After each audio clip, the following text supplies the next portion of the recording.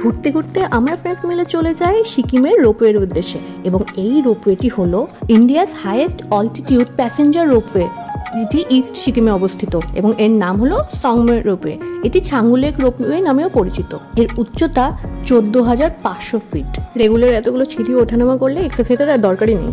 টিকিটের মূল্য এখানে সবার জন্য মেনশন করা রয়েছে। ভেতরে ঢুকে রোপওয়েতে যাওয়ার জন্য যে লাইনটি দেখলাম সেটি দেখে আমি অবাক। আমাদের আগেও যতজন ছিল পেছনে তার থেকে বেশি জন অপেক্ষা করছিল। অলমোস্ট 20-25 মিনিট অপেক্ষা করার পর আমাদের টার্ন চলেই এলো। ওপর থেকে ছাঙ্গুলেকের দৃশ্যটি দেখতে অসাধারণ ছিল। আর শুধু তাই কেন, আশেপাশে পুরো দৃশ্যই মনোরম ছিল। মেঘ দেখে মনে হচ্ছে কুয়াশা চলে এসেছে। অবশেষে আমরা আমাদের গন্তব্যস্থলে পৌঁছালাম। সেখান থেকে নেমে আমরা যাই সেই যে অবস্থিত মন্দিরের উদ্দেশ্যে। সেইখানে ভীষণই ঠান্ডা ছিল আর এখনও আমাদের অত দূর অবধি যাওয়া বাকি রয়েছে। কিন্তু আশেপাশের দৃশ্যটি ফার্স্টে আমরা একটু এনজয় করে নিলাম, মেঘ দেখে নিলাম আর ঠান্ডাতে একটু কেঁপেও নিয়েছিলাম।